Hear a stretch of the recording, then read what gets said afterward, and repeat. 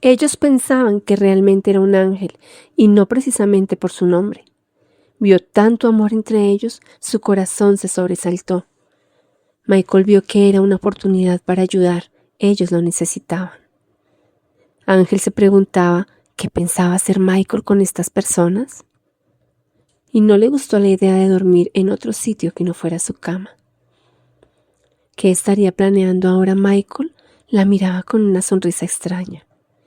En ocasiones el amor te acerca a lugares y a personas con las que nunca pensaste encajar y te sorprende. Haz lo eterno.